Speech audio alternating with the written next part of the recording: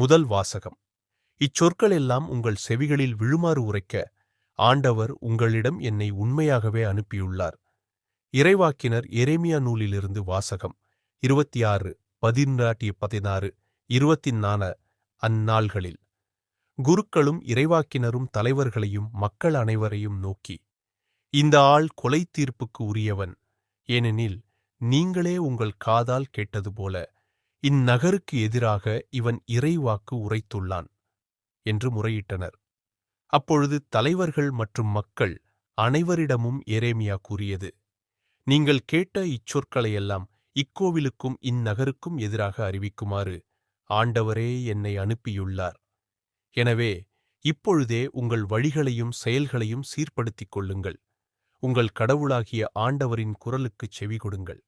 அப்பொழுது உங்களுக்கு அறிவித்திருந்த தண்டனை பற்றி ஆண்டவர் தம் மனத்தை மாற்றிக்கொள்வார். இதோ, நான் உங்கள் கையில் இருக்கிறேன். நல்லது எனவும் நேரியது எனவும் நீங்கள் கருதுவதை எனக்குச் செய்யுங்கள்.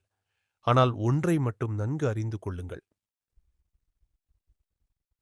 என்னை நீங்கள் கொல்வீர்களாகில் மாசற்ற இரத்த பழி உங்கள் மேலும் இந்நகர் மேலும் அதில் குடியிருப்போர் மேலும் உறுதியாக வந்து விழும். ஏனெனில் இச்சொற்கள் எல்லாம் உங்கள் செவிகளில் விழுமாறு உரைக்க ஆண்டவர் உங்களிடம் என்னை உண்மையாகவே அனுப்பியுள்ளார். பின்னர் தலைவர்களும் மக்கள் எல்லாரும் குருக்களையும் இறைவாக்கினரையும் நோக்கி, கொலை தீர்ப்பு இந்த ஆளுக்கு வேண்டாம், ஏனெனில் நம் கடவுளான ஆண்டவரின் பெயராலேயே இவன் நம்மிடம் பேசியுள்ளான் என்றார்கள். ஆனால் மக்கள் கையில் எரேமியா அகப்பட்டுக் கொல்லப்படாதவாறு சாப்பானின் மகன் அகிகாம் அவருக்கு உறுதுணையாயிருந்தார். ஆண்டவரின் அருள்வாக்கு.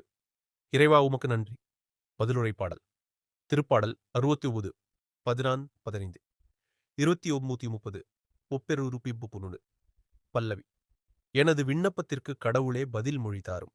சேற்றில் நான் அமிழ்வதிலிருந்து என்னை காத்தருளும். என்னை வெறுப்போரிடமிருந்தும் ஆழ்கடலிலிருந்தும் என்னை விடுவித்தருளும்.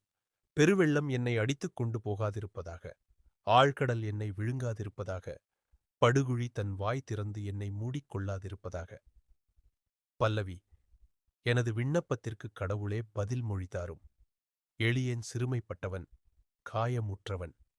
கடவுளே, நீர் அருளும் மீட்பு எனக்கு பாதுகாப்பாயிருப்பதாக. கடவுளின் பெயரை நான் பாடிப் புகழ்வேன். அவருக்கு நன்றி செலுத்தி அவரை மாட்சிமைப்படுத்துவேன். பல்லவி. எனது விண்ணப்பத்திற்கு கடவுளே பதில் மொழி தாரும். எளியோர் இதைக் கண்டு மகிழ்ச்சி அடைவார்கள். கடவுளை நாடித் தேடுகிறவர்களே, உங்கள் உள்ளம் ஊக்கமடைவதாக. ஆண்டவர் ஏழைகளின் விண்ணப்பத்திற்குச் செவிசாய்க்கின்றார். சிறைப்பட்ட தம் மக்களை அவர் புறக்கணிப்பதில்லை. பல்லவி. எனது விண்ணப்பத்திற்கு கடவுளே பதில் மொழி தாரும். நற்செய்தி வாசகம். ஏரோது யோவானின் தலையை வெட்டச் செய்தான். யோவானுடைய சீடர் வந்து இயேசுவிடம் அறிவித்தனர். மத்தேயு எழுதிய தூய நற்செய்தியிலிருந்து வாசகம். 14 அக்காலத்தில் குறுநில மன்னன் ஏரோது இயேசுவைப் பற்றிய செய்தியை கேள்வியுற்றான். அவன் தன் ஊழியரிடம், இவர் திருமுழுக்கு யோவான்தான். பிறந்த யோவானைக் கடவுள் உயிர் பெற்றெழச் செய்தார். இதனால்தான் இந்த வல்ல செயல்களை இவர் செய்கிறார் என்று கூறினான். ஏரோது தன் சகோதரனான பிலிப்பின் மனைவியாகிய ஏரோதியாவின் பொருட்டு யோவானை பிடித்துக் கட்டிச் சிறையில் அடைத்திருந்தான். ஏனெனில் யோவான் அவனிடம், நீர் அவளை வைத்திருப்பது முறையல்ல என்று சொல்லி வந்தார். ஏரோது அவரை கொலை செய்ய விரும்பினான். ஆயினும் மக்கள் கூட்டத்தினர் அவரை ஓர் இறைவாக்கினர் எனக் கருதியதால் அவர்களுக்கு அஞ்சினான். ஏரோதின் பிறந்த நாளில் ஏரோதியாளின் மகள் அவையினர் நடுவில் நடனமாடி ஏரோதை அகமகிழச் செய்தாள். அதனால் அவள் எதைக் கேட்டாலும் அளிப்பதாக அவன் ஒரு வாக்குறுதியை ஆணையிட்டு அறிவித்தான்.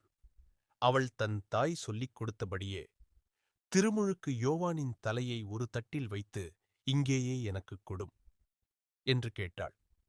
இதைக் கேட்ட அரசன் வருந்தினான். ஆனாலும் தான் விருந்தினர் முன் ஆணையிட்டதால் அதை அவளுக்குக் கொடுக்கக் கட்டளையிட்டான். ஆள் அனுப்பிச் சிறையில் இருந்த யோவானின் தலையை வெட்டச் செய்தான். அவருடைய தலையை ஒரு தட்டில் வைத்துக் கொண்டு வரச் செய்து அதைச் சிறுமியிடம் கொடுத்தான். அவளும் அதைத் தன் தாயிடம் கொண்டு சென்றாள். யோவானுடைய சீடர் வந்து அவருடைய உடலை எடுத்துச் சென்று அடக்கம் செய்தனர். பின்னர் இந்நிகழ்ச்சியினை இயேசுவிடம் போய் அறிவித்தனர். ஆண்டவரின் அருள்வாக்கு.